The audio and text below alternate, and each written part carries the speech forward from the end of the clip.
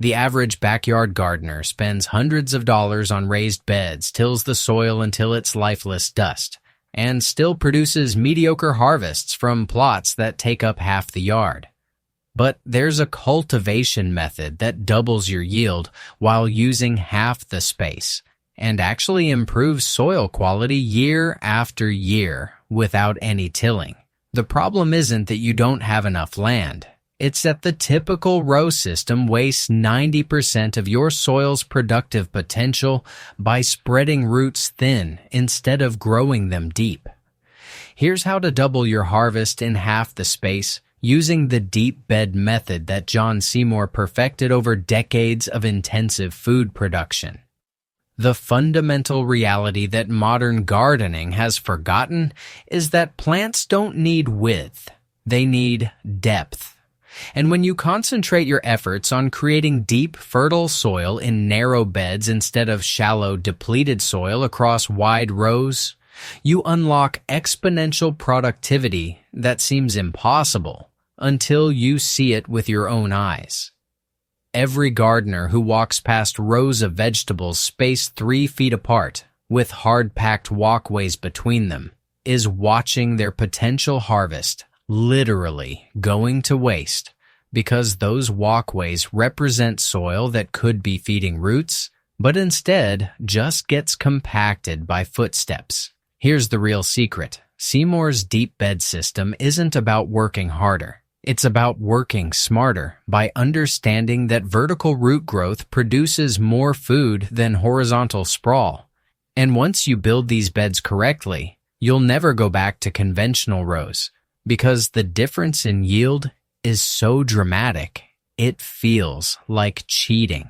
The deep bed method works because it creates soil conditions that are the opposite of what nature provides in most locations, which means instead of shallow topsoil over compacted subsoil, you're building 2 feet of loose, fertile growing medium that roots can penetrate effortlessly.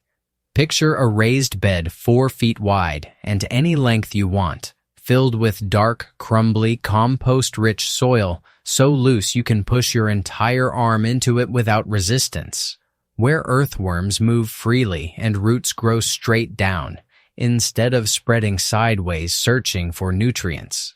Now, this is the game changer. When roots grow deep instead of wide, you can plant vegetables much closer together than conventional spacing allows.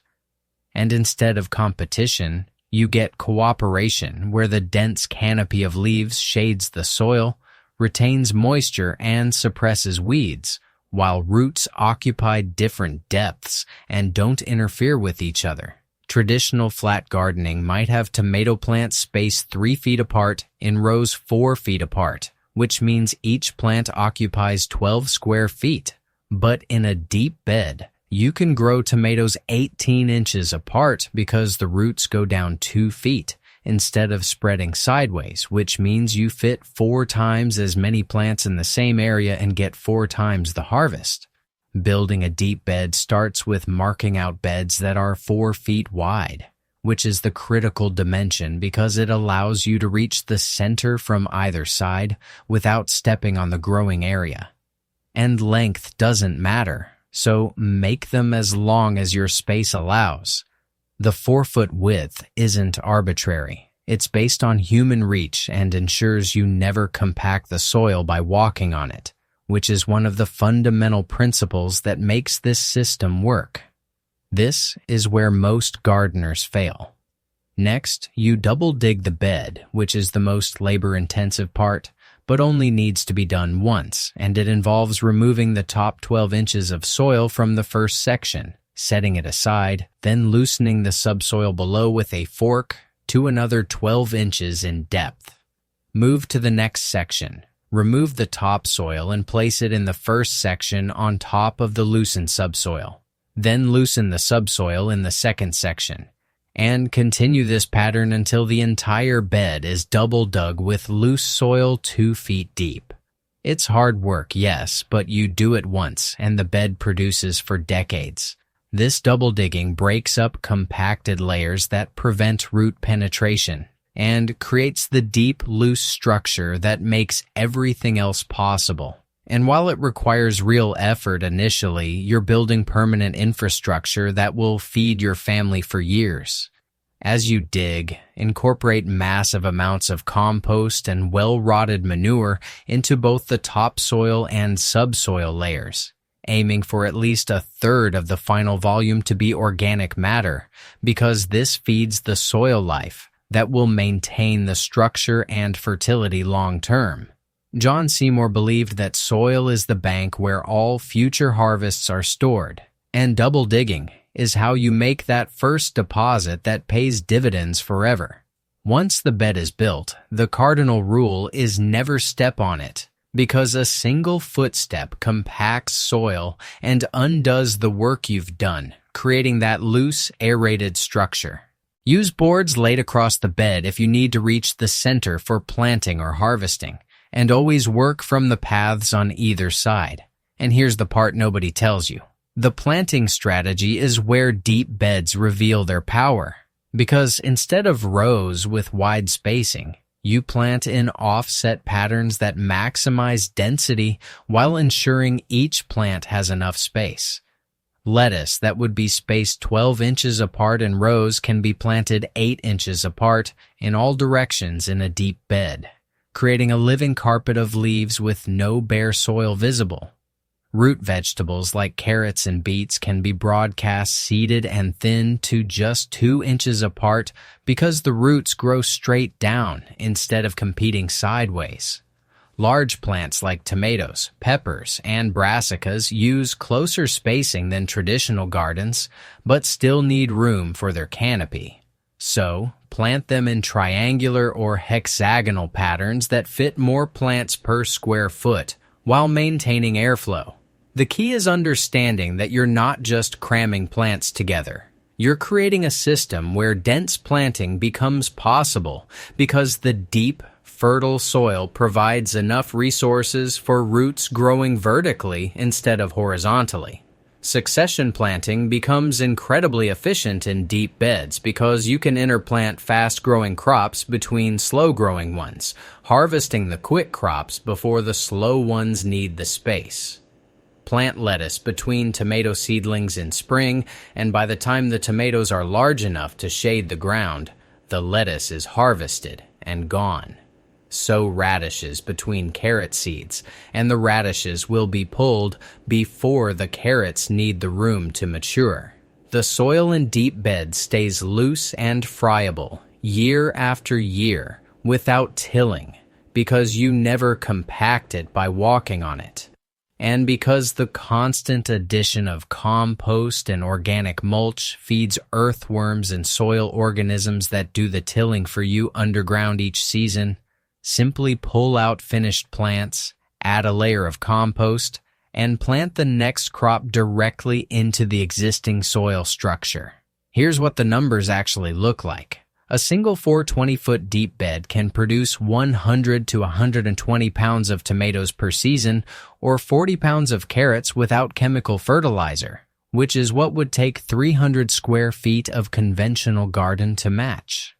Water efficiency improves dramatically because the deep soil acts like a reservoir that holds moisture and releases it slowly to roots, and because the dense plant canopy shades the soil surface and prevents evaporation. A deep bed might need watering once a week, where traditional flat gardening needs it every other day.